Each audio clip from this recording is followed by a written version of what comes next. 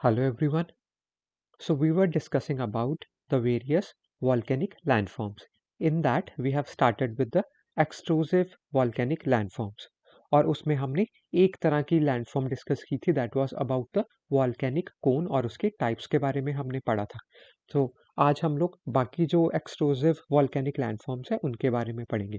So the first one was volcanic cone, the second one is crater. तो crater क्या है? It is a funnel shaped depression at the mouth of the volcanic went. तो funnel इस तरह का होता है डिप्रेशन के साथ में, और यहाँ से इसकी आउटलेट होती है. तो फनल शेप्ड डिप्रेशन है ये. कहाँ पे है? जहाँ पे वॉल्केनिक वेंट का माउथ है, जहाँ पे उसकी ओपनिंग है. तो it is a funnel shaped depression at the mouth of the volcanic went. For example this one. तो ये वॉल्केनिक वेंट है, जो माउथ है वॉल्केनो का, जहाँ से लावा बाहर निकलेगा.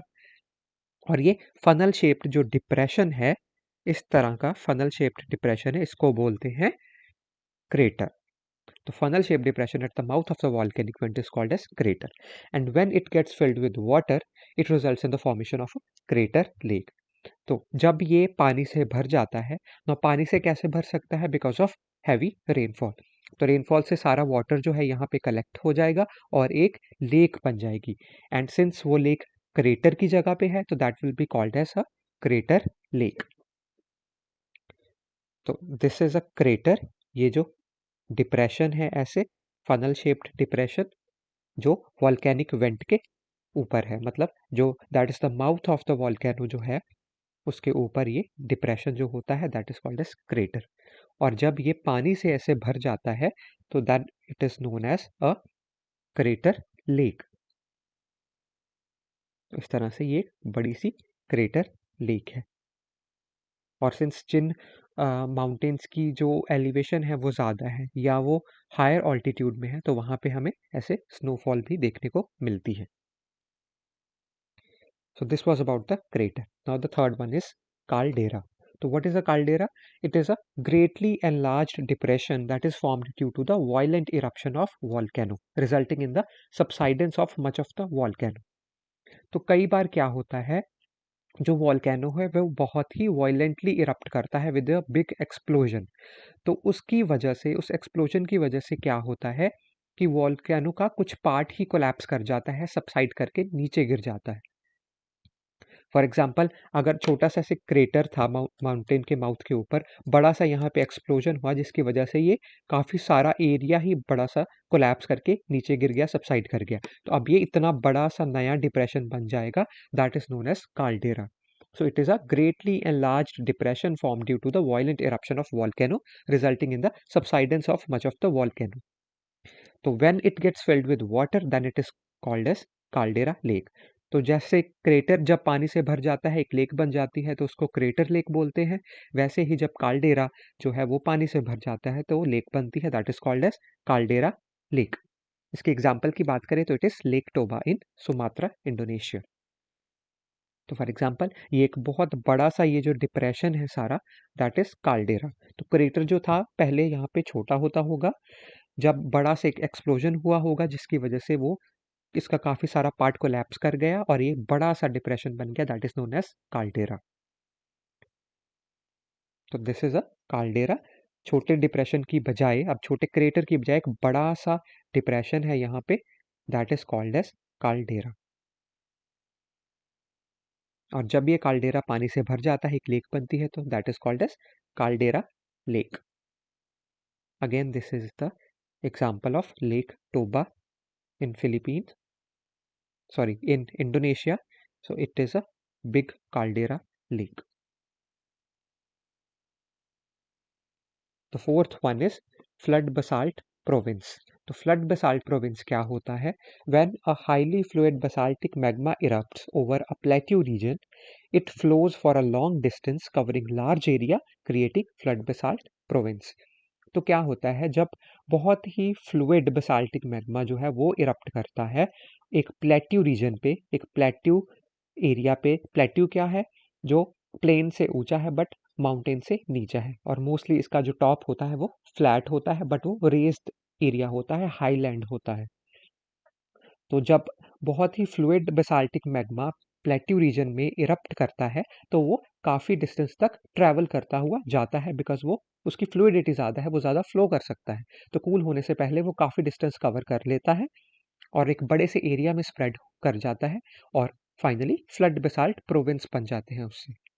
अल्टीमेटली क्या होगा, ये जो लावा है ये कूल होगा, सॉलिडिफाई होके इग्नियस रॉक बन जाएगी। तो सिंस ये अर्थ के सरफेस के ऊपर है तो it will be extrusive igneous rock. Slowly over the time क्या होगा, इस रॉक की वेदरिंग होगी। वेदरिंग की वजह से यहाँ पे फर्टाइल सॉइल्स बन जाएंगी। फॉर एग्जांपल जैसे हमारे डेक्कन ट्रैप्स में है, जो डेक्कन प्लेट्यू है, वहाँ पे फर्टाइल ब्लैक सॉइल बनी थी ऐसे ही। वहाँ पे पहले एक बड़ा सा फ्लड बेसाल्ट प्रोविंस था, स्लोली उस रॉक की वेदरिंग हो गई, वेदरिंग से वहाँ पे फर्टाइल ब्लैक सॉइल बन गई और उसमें कॉटन कल्टीवेशन जो है वो आइडियल है। तो इसीलिए इस तरह से एक बड़ी सी फ्लड बेसाल्ट प्रोविंस से एक फर्टाइल सॉइल और लैंड बन जाती है। तो एग्जाम्पल है Deccan plateau and Columbian plateau. तो इस तरह से ये इरप्ट करता है और काफ़ी डिस्टेंस तक फ्लो करता हुआ जाता है और फ्लड बेसाल्ट प्रोविंस बना देता है। इस तरह से ये फ्लो करता हुआ जाता है काफ़ी डिस्टेंस तक। तो एग्जाम्पल, ये जो डेक्कन प्लेट्यू है, parts of Gujarat, then Maharashtra, some part of Karnataka, Andhra Pradesh, Telangana and even Madhya Pradesh, even Chhattisgarh. तो इस तरह से ये जो एरियाज है यहाँ पे बहुत फ्लूइड बेसाल्टिक मैग्मा जो है वो इरप्ट हुआ था, वो काफ़ी डिस्टेंस तक फ्लो करके गया था और ये पूरे एरिया उसने कवर कर लिया था और यहाँ पे फ्लड बेसाल्ट प्रोविंस बन गए थे जिनका स्लोली वेदरिंग होके यहाँ पे फर्टाइल ब्लैक सॉइल बन गई थी। तो इसी को बोलते हैं Deccan trap. Then the next one is hot spring और थर्मल स्प्रिंग। हॉट स्प्रिंग क्या होते हैं, गर्म पानी के चश्मे। तो when water sinks deep enough beneath the surface to be heated by a hotspot or a magma chamber or geothermal belt, then it will rise to the surface without any explosion, resulting in the formation of hot springs. तो इसमें क्या होता है, for example ये नीचे सारा magma है और ये ऊपर रॉक्स हैं अर्थ के सरफेस के ऊपर, लिथोस्फेरिक रॉक्स हैं। तो कई जगह पे क्या होता है कि यहाँ पे जो वाटर होता है, अब हमें पता है कि ये लिथोस्फेरिक रॉक्स में बहुत सारा वाटर ट्रैप्ड होता है, तो अंडरग्राउंड वाटर बहुत बड़ी अमाउंट में है। तो यहाँ पे वो ट्रैप्ड वाटर जो होता है वो इस मैग्मा की हीट की वजह से गर्म हो जाता है। ना गर्म कैसे हो सकता है वो, मैग्मा कहाँ से आ सकता है, या तो वॉल्केनिक हॉटस्पॉट से आ सकता है जहाँ पे नीचे मेंटल प्लूम चल रहा है, या कोई मैग्मा चैम्बर है ऐसा जो यहाँ पे सरफेस के बहुत पास में है, तो यहाँ से ये इसको पानी को हीट कर देगा, या कोई जियोथर्मल बेल्ट है इस पर्टिकुलर रीजन में, तो उसकी वजह से उस मैग्मा की गर्मी की वजह से ये जो वाटर है ये गर्म हो जाएगा, it will get heated up और गर्म होके वो ultimately it will rise to the surface. गर्म होके गर्म पानी ऊपर की तरफ उठना शुरू हो जाएगा और सरफेस पे ये इरप्ट करेगा विदाउट एनी एक्सप्लोजन। ऐसे नॉर्मली पानी इरप्ट करेगा, गर्म पानी, without any explosion, that results in the formation of hot spring. तो इस तरह से हॉट स्प्रिंग जो है वो बनते हैं। तो the water from this hot spring it contain dissolved minerals. तो इसमें काफ़ी सारे मिनरल्स होते हैं, फॉर एग्जांपल लोग सल्फर बाथ लेते हैं, तो काफ़ी डिजॉल्व्ड मिनरल्स होने की वजह से इसकी मेडिसिनल वैल्यू है। तो बहुत सारे ऐसे लोग हैं जो इन वाटर स्प्रिंग्स में जाके नहाते हैं सो दैट उनकी कोई पर्टिकुलर जो डिजीज्ड कंडीशंस हैं या कोई स्किन डिजीज़ है वो ठीक हो जाएं। लोगों का ये बिलीव है कि इसकी जो पानी है उसमें हीलिंग प्रॉपर्टीज होती हैं, सिंस इसमें काफ़ी सारे डिजॉल्व्ड मिनरल्स होते हैं, तो उसकी मेडिसिनल वैल्यू है। प्लस यहाँ पे टूरिज्म पोटेंशियल भी होता है, जहाँ पे हॉट स्प्रिंग्स होते हैं वहाँ पे लोग घूमने जाते हैं, उसको देखने जाते हैं, सो इसका टूरिज्म पोटेंशियल भी काफ़ी होता है।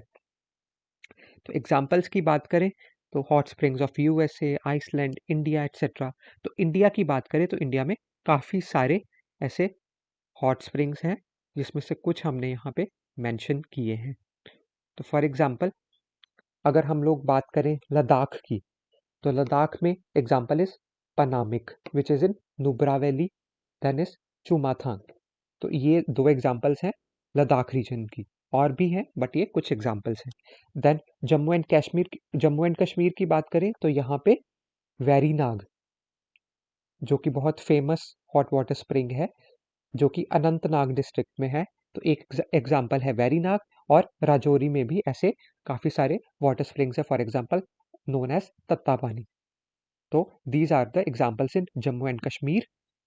उसके बाद में हम लोग बात करें हिमाचल की, तो हिमाचल में भी ऐसे काफ़ी सारे हैं hot water springs, for example Tattapani in Shimla, Jwalamukhi in Kangra, Manikaran Kheer Ganga in Kasol, then Vashisht Kund in Manali.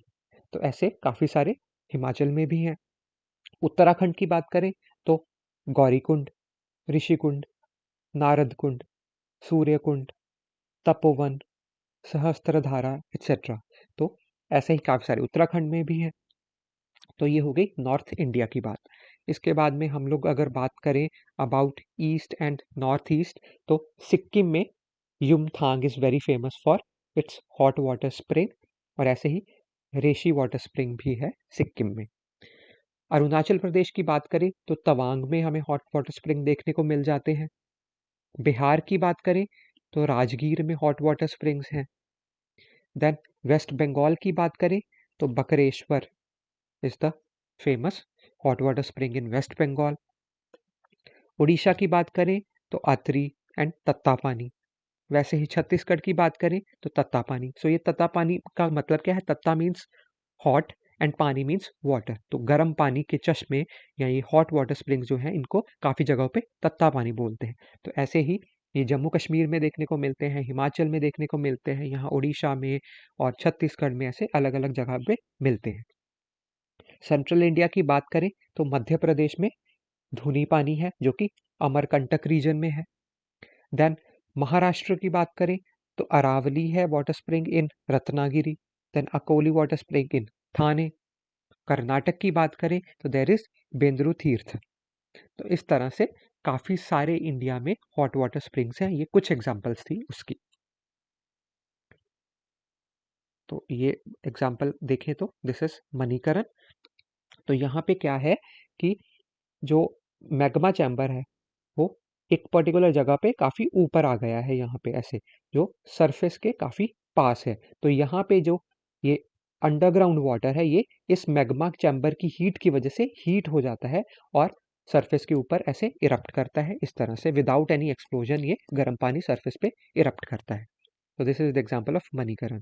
इस तरह से तत्ता पानी है शिमला में, वेरीनाग है जम्मू एंड कश्मीर में। So these are the various examples of the thermal springs. इसके बाद में अगला फीचर है गीजर। गीजर क्या है? These are the fountains of hot water and superheated steam which is ejected intermittently at regular intervals with explosion. तो thermal springs में हमने देखा था कि जो पानी निकलता है वो बिना एक्सप्लोजन के निकलता है, नॉर्मली निकलता है। इसमें एक्सप्लोजन के साथ पानी निकलता है एक फाउंटेन की फॉर्म में, ऐसे एक फवारे की तरह एकदम से पानी नीचे से इरप्ट करता है। पानी इरप्ट करता है जो कि बहुत गर्म है, साथ में स्टीम निकलती है। और ये किस तरह की इरप्शन है? इट इज़ अ रेगुलर और पीरियोडिक इरप्शन। बहुत रेगुलर इंटरवल्स पे ये पानी निकलता है। पर्टिकुलर टाइम पे पानी निकलेगा, पानी और स्टीम निकलेगी फाउंटेन की फॉर्म में, फिर रुक जाएगा। फिर फिक्स टाइम के बाद फिर निकलेगा, फिर रुक जाएगा।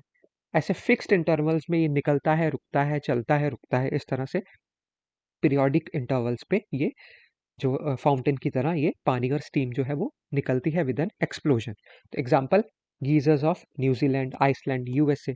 तो यूएसए में एक बहुत फेमस है, that is Old Faithful geyser of Yellowstone National Park in California. तो दिस इज द एग्जांपल। तो ये है ओल्ड फेथफुल गीजर। तो इस तरह से एक्सप्लोजन के साथ में वाटर और स्टीम इसमें से निकलती है। फॉर एग्जाम्पल दिस वन यहाँ से ऐसे निकल रही है। The next one is fumarole. Femoral is a continuous jet like emission of steam and other gases। तो गीजर में स्टीम भी थी और वाटर भी था, बट फ्यूमरोल जो है इसमें कॉन्टिन्यूसली जेट लाइक ऐसे जेट की तरह निकलता है। सिर्फ स्टीम निकलती है और गैसेस निकलती हैं, पानी कम होता है इसमें या नहीं भी हो सकता है।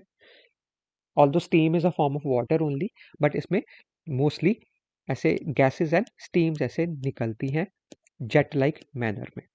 तो it is the last sign of activeness of a volcano. तो जब कोई फ्यूमरल्स हमें देखने को मिलता है तो दैट इज अ साइन कि ये वॉल्केनो जो है ये अब ज़्यादा देर तक एक्टिव नहीं रहेगा, because fumaroles are considered to be the last sign of activeness of volcano. Example की बात करें तो फ्यूमरल्स ऑफ आइसलैंड। इस तरह से इसमें से स्टीम और गैसेस जो है ये इरप्ट करती रहती है, like this. So these were the fumarole. And the last one in the extrusive volcanic landforms is mud volcano.